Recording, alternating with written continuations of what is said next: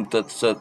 ओम श्री गणेशाय नमः। ओम श्री गणेशाय नमः। भगवत गीता गीता महात्म्य। दोस्तों, आज आपके लिए मैं तीसरा अध्याय लाया हूँ, जो इस प्रकार है। श्री भगवान कहते हैं, प्रिय जन, स्थान में एक जर नामक ब्राह्मण था, जो कौशिक वंश में उत्पन्न हुआ था।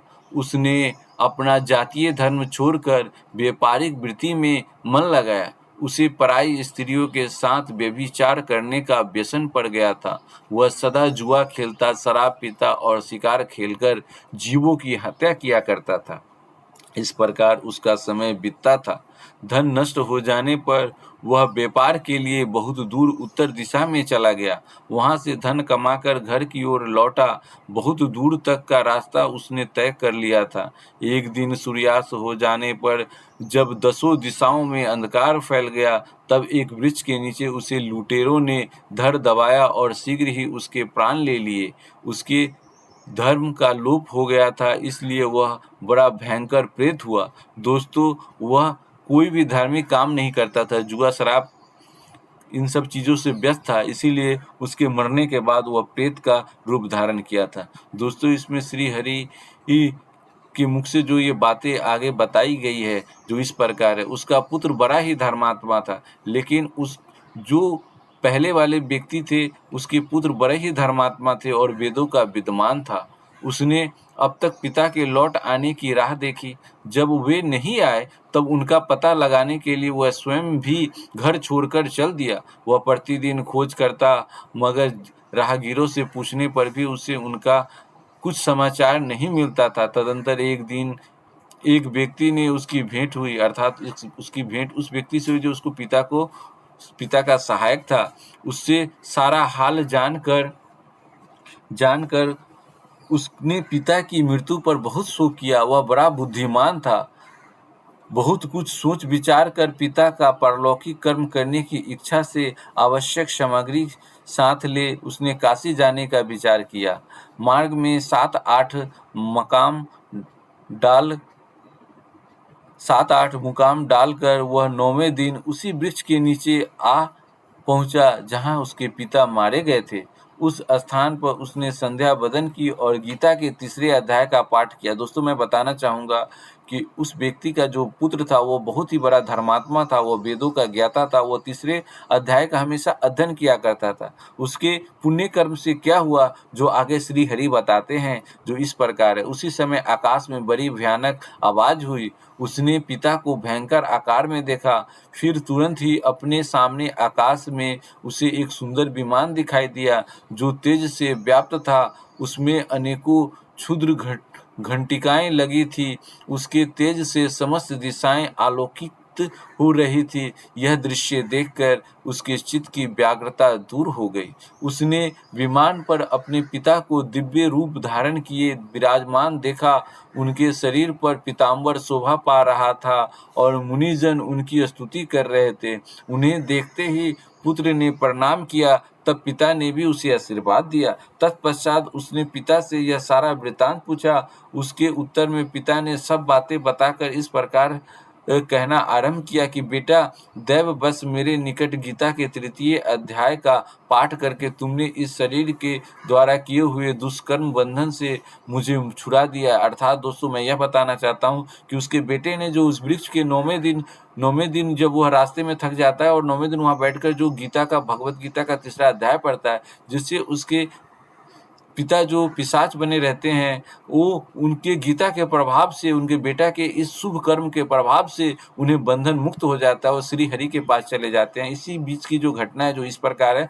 अतः अब वह लौट जाओ, क्योंकि जिसके लिए तुम काशी जा रहे थे, वह प्रयोजन इस समय तृतीय अध्याय के पाठ से ही सिद्ध हो गया है। दोस्तों, तृतीय अध्याय जो भगवत गीता का है, जिससे आपको सारे दुखों कष्टों का निवारण करता है, सारे पापों का नाश करता है और श्री हरि के नज़दीक अर्थात उनके शरण में ले जाता है। पिता के इस प्रकार कहने पर पुत्र ने पूछा, तात, मेरे हित का उपदेश दीजिए तथा और कोई कार्य हो तो मेरे लिए करने योग्य बतलाइए।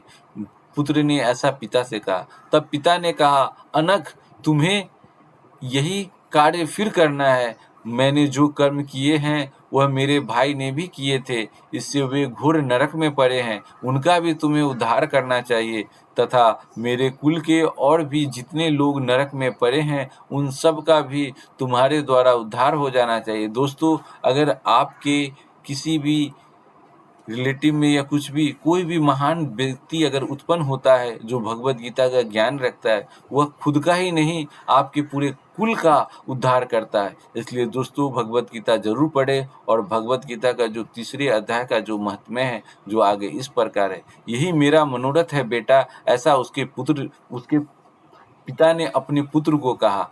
जिस साधन के द्वारा तुमने मुझे संकट से छुड़ाया है, उसी का अनुष्ठान औरों के लिए भी करना उचित है। उसका अनुष्ठान करके उससे होने वाला पुण्य उन नारकीय जीवों को संकल्प देकर दे दो। इससे वे समस्त पूर्वज मेरी ही तरह यातना से मुक्त हो अल्प समय में ही श्री विष्णु के परम पद को प्राप्त हो जाएंगे। दोस्तों, कहते हैं कि उस लड़के को उसके पिता ने यही कहा कि मेरे जितने भी पूर्वज हैं, जो उन्होंने पाप किए हैं, जो नरक में हैं, उन सबको आप अब मुक्ति दिलाओ। यह आज्ञा उनके पिता ने अपने पुत्र को देता है। पिता का यह संदेश सुनकर पुत्र ने कहा, तात, यदि ऐसी बात है और आपका भी ऐसी रुचि है, तो मैं समस्त नारकीय जीवों का नरक से उद्धार कर दूंगा। यह सुनकर उसके पिता बोले, बेटा, एवं अस्तु, अर्थात जो तथास्तु होता है, उसी तरह एवं अस्तु भी होता है। दोस्तों, तुम्हारा कल्याण हो, मेरा अत्यंत प्रिय कार्य संपन्न हो गया। इस प्रकार पुत्र को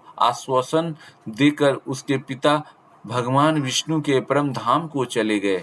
तत्पश्चात वह भी लौटकर जन स्थान में आया और परम सुंदर भगवान श्री कृष्ण के मंदिर में उनके समक्ष बैठकर पिता का आदेशानुसार गीता के तीसरे अध्याय का पाठ करने लगा। उसने नारकीय जीवों का उद्धार करने की इच्छा से गीता के पाठ का सारा पुण्य संकल्प करके दे दिया। इसी बीच में भगवान विष्णु के दूत यातना भोगने वाले नरक के जीवों को छुड़ाने के लिए यमराज के पास गए। यमराज ने नाना प्रकार के सत्याकारों से उनका पूजन किया और कुशलता पूछी। वे बोले, धर्मराज, हम लोगों के लिए सब और आनंद ही आनंद है। इस प्रकार सत्कार करके पितृ लोक के सम्राट परम बुद्धिमान यम ने विष्णु दूतों के यमलोक में आने का कारण पूछा। तब विष्णु दूतों ने कहा, यमराज, शेष सैया पर शयन करने वाले भगवान विष्णु ने हम लोगों को आपके पास कुछ संदेश देने के लिए भेजा है। भगवान हम लोगों के मुख से आपकी कुशल पूछते हैं और यह आज्ञा देते हैं कि आप नरक में पड़े हुए समस्त प्राणियों को छोड़ दे। अमित तेजस्वी भगवान विष्णु का यह आदेश सुनकर यम ने मस्तक झुकाकर उसे स्वीकार किया और मन ही मन कुछ सोचा। तत्पश्चात नारकीय जीवों को नरक से मुक्ति देखकर उनके साथ ही वे भगवान विष्णु के वास स्थान को चले। यमराज श्रेष्ठ विमान के द्वारा जहाँ क्षीर सागर है वहां जा पहुंचे। उसके भीतर कोटि कोटि सूर्यों के समान कांतिमान नीलकमल दल के समान श्याम सुंदर लोकनाथ जगन्नाथ जगत गुरु श्री हरि का उन्होंने दर्शन किया। भगवान का तेज उनकी सया बने हुए शेषनाग के फनों की मणियों के प्रकाश से दुगना हो रहा था। वे आनंद युक्त दिखाई दे रहे थे। उनका हृदय प्रसन्नता से परिपूर्ण था। दोस्तों, ये भगवान विष्णु के विषय में जो है, इसके विषय में हमने बताया। भगवती लक्ष्मी अपनी सरल चितवन से प्रेम पूर्वक उन्हें बार बार निहार रहे थे। चारों ओर योगी जन भगवान की सेवा में खड़े थे। ध्यानस्थ होने के कारण उन योगियों की आंखों के तारे निश्चल प्रतीत होते थे। देवराज इंद्र अपने विरोधियों को परास्त करने के उद्देश्य से भगवान की स्तुति कर रहे थे। ब्रह्मा जी के मुख से निकले हुए वेदांत वाक्य मूर्तिमान होकर भगवान के गुणों का गान कर रहे थे। भगवान पूर्णतः संतुष्ट होने के साथ ही समस्त योनियों की ओर से उदासीन प्रतीत होते थे। जीवों में से जिन्होंने योग साधन के द्वारा अधिक पुण्य संचय किया था, उन सबको एक ही साथ वे कृपा दृष्टि से निहार रहे थे। भगवान अपने स्वरूप भूत अखिल चराचर जगत को आनंद पूर्ण दृष्टि से आनंदित कर रहे थे। शेष नाग की प्रभा से उदासीन और सर्वत्र व्यापक दिव्य विग्रह धारण किए नीलकमल के सदृश श्याम वर्ण वाले श्री हरि ऐसे जान पड़ते थे मानो चांदनी से घिरा हुआ आकाश सुशोभित हो रहा हो। इस प्रकार भगवान की झांकी के दर्शन करके यमराज अपनी विशाल बुद्धि के द्वारा उनकी स्तुति करने लगे। यमराज बोले, संपूर्ण जगत का निर्माण करने वाले परमेश्वर, आपका अंतःकरण अत्यंत निर्मल है। आपके मुख से ही वेदों का प्रादुर्भाव हुआ है। आप ही विश्व स्वरूप हैं, इसके विधायक ब्रह्मा हैं और आपको नमस्कार है। अपने बल और वेग के कारण जो अत्यंत दुर्धर्ष प्रतीत होते हैं, ऐसे मदांधों का अभिमान चूर्ण करने वाले भगवान विष्णु को नमस्कार है। पालन के समय तत्व में शरीर धारण करने वाले विष्णु के आधारभूत सर्वव्यापी श्री हरि को नमस्कार है। समस्त देहधारियों की पातक राशि को दूर करने वाले परमात्मा को वो प्रणाम है। जिनके ललाटवर्ती नेत्र के तनिक सा खुलने पर भी आग की लपटें निकलने लगती है, उन रुद्र रूप धारी आप परमेश्वर को नमस्कार है। आप संपूर्ण विश्व के गुरु, आत्मा और महेश्वर हैं, अतः समस्त वैश्व जनों की संकट को मुक्त करके उन पर अनुग्रह करते हैं। आप माया से विस्तार को प्राप्त हुए अखिल विश्व में व्याप्त होकर भी कभी माया अथवा उससे उत्पन्न होने वाले गुणों से मोहित नहीं होते। माया तथा माया जनित गुणों के बीच में स्थित होने पर भी आप उनमें से किसी का प्रभाव नहीं पड़ता। आपकी महिमा का अंत नहीं है, क्योंकि आप असीम हैं। फिर आप वाणी के विषय कैसे हो सकते हैं? अतः मेरा मौन रहना ही उचित है। इस प्रकार स्तुति करके यमराज ने हाथ जोड़कर कहा, जगत गुरु, आपके आदेश से इन जीवों को गुण रहित होने पर भी मैंने छोड़ दिया है। अब मेरे योग्य और जो कार्य है उसे बताइए। उनके यूं कहने पर भगवान मधुसूदन मेघ के समान गंभीर वाणी द्वारा मानो अमृत रस से खींचते हुए बोले, धर्मराज, तुम सबके प्रति समान भाव रखते हुए लोगों का पाप से उद्धार कर रहे हो। तुम पर देहधारियों का भार रखकर मैंने निश्चिंत हूँ, अतः तुम अपना काम करो और अपने लोक को लौट जाओ। यह कहकर भगवान अंतर्ध्यान हो गए। यमराज भी अपनी पुरी को लौट आए। तब वह ब्राह्मण अपनी जाति के और समस्त नारकीय जीवों का नरक से उद्धार करके स्वयं भी श्रेष्ठ विमान द्वारा श्री विष्णु धाम को चला गया। दोस्तों, इस कहानी में यही है कि ये कहते हैं कि अगर पिता नहीं तो पुत्र भी अगर बुद्धिमान हो और गीता का अनुसरण करे तो वह अपना पिता का ही नहीं, पूरे पूर्वज का, पूरे नरक लोक का, सारे जीव को जिस तरह से इन्होंने मोक्ष प्रदान किया, इसी तरह सबके पुत्र कर सकता है। जो भगवत गीता का ज्ञान रखता हो, जो भगवत गीता का 3 अध्याय का अनुसरण करता हो, जो भगवान श्री हरि में विश्वास रखता हो, ऐसे पुत्र भगवान सबको दे और सबकी मनोकामनाएं पूर्ण करे। हरि ओम तत्सत, हरि ओम तत्सत।